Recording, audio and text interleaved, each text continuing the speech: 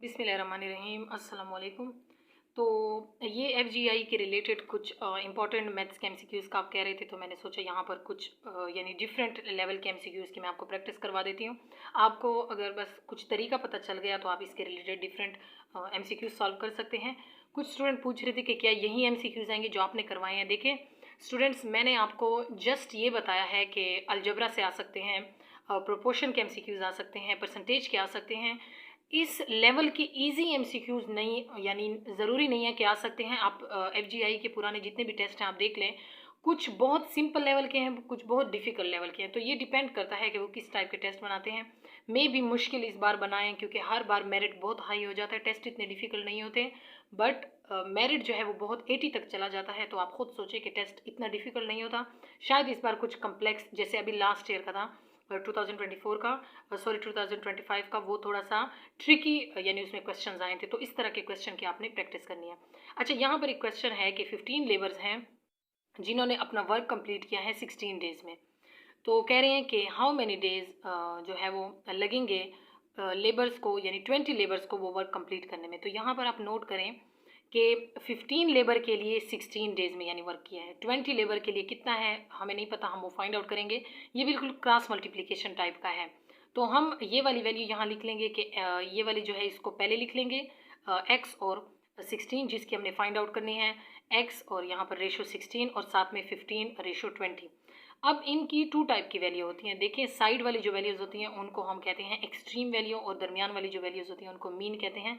यहाँ पर x और 20 ये एक्सट्रीम वैल्यूज़ हैं और 16 और 15 दरमियान में है, ये मीन वैल्यू हैं। तो इसके लिए हम फार्मूला क्या करेंगे, product mean is equal to product of extreme. यानी एक साइड पे बिल्कुल, अगर आपको याद हो, हम मैट्रिक्स से नीचे जो क्लासेस हैं उनमें हम क्रॉस मल्टीप्लिकेशन के क्वेश्चन करते होते हैं, ये बिल्कुल उस तरह का क्वेश्चन है। तो जब हम मीन का करेंगे, यानी पहले एक्सट्रीम का साइड पे करेंगे, एक्सट्रीम का 20 और x और इज इक्वल टू 16 मल्टीप्लाई 15 है किस चीज़ का प्रोडक्ट, जो मीन की वैल्यू थी 16 और 15 दरमियान में जो वैल्यू थी उनका प्रोडक्ट। यहाँ पर हम मल्टीप्लाई करेंगे 16 मल्टीप्लाई 15 इज इक्वल टू 240, और 20x जो है, x को इस साइड पे छोड़ेंगे, 20 को दूसरी साइड पे लेकर जाएंगे, यानी डिवाइड कर लेंगे दोनों साइड पे। तो ये आंसर आएगा, यहाँ पर 20 की कटिंग होगी और यहाँ पर 24 ज़ार 240 आता है। तो x इज इक्वल टू, यानी 21 ज़ार 10, 10 1 ज़ार 10, 10 2 ज़ार 20 आएगा और 10 24 ज़ार 240 आएगा। तो x की वैल्यू 24 डिवाइड बाई 2, दोबारा 2 का टेबल लेकर जाएंगे तो 12 आंसर आएगा। तो यहाँ पर ये आंसर आया है कि 15 लेबर अगर कोई वर्क 16 डेज़ में कंप्लीट करते हैं, तो अगर हम लेबर की तादाद बढ़ा दें यानी 20 लेबर्स कर दें, तो डेज़ जो हैं वो कम डेज़ में वो कवर कर लेंगे, कितने, 12 डेज़ में। तो ये इसका करेक्ट होगा।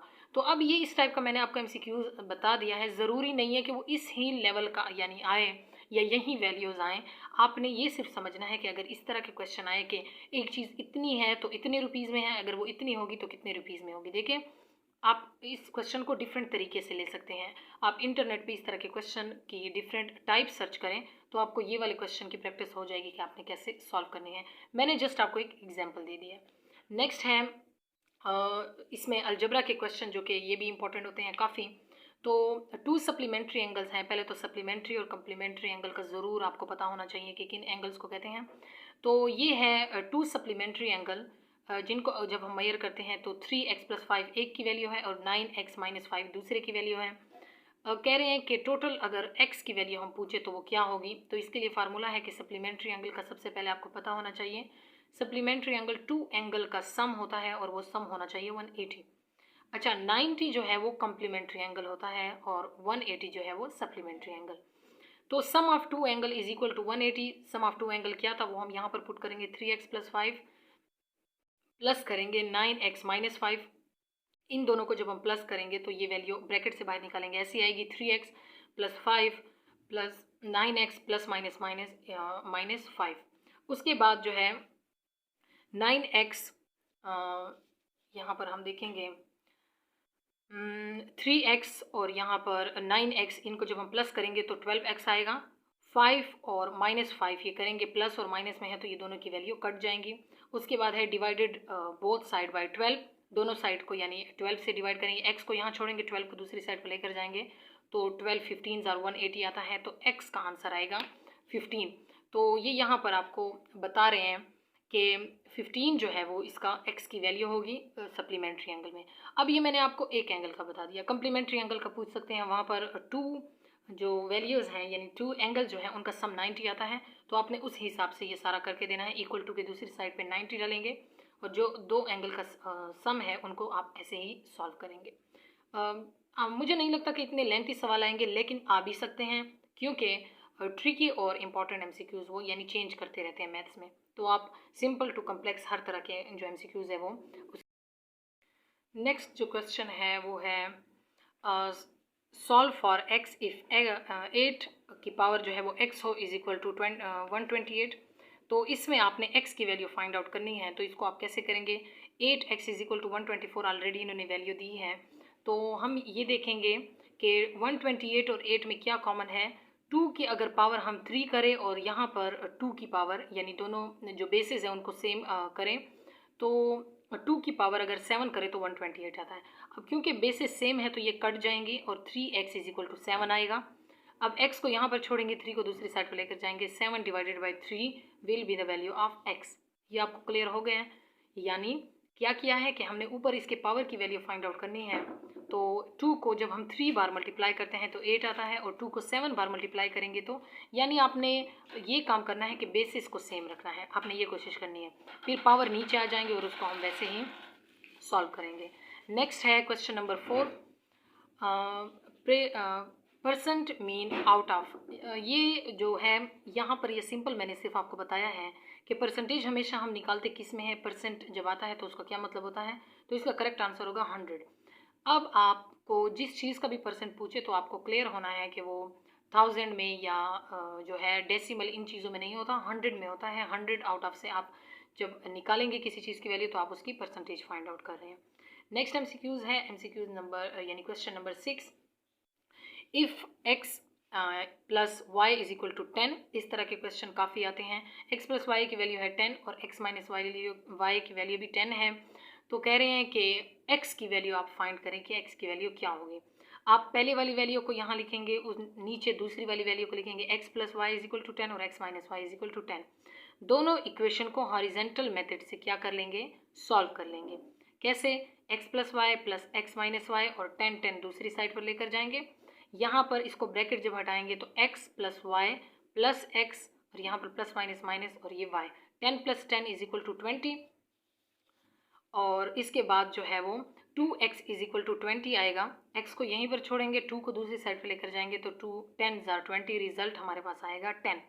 ये जो क्वेश्चंस हैं ईटा में भी कई बार आ चुके हैं, तो मैंने सोचा कि FGI के हवाले से भी ये आपको करवा दूँ। हो सकता है कि वहाँ पर भी आपको इस तरह के क्वेश्चन आए और आपको डिफ़िकल्टी हो कि अब इसको कैसे सॉल्व करना है।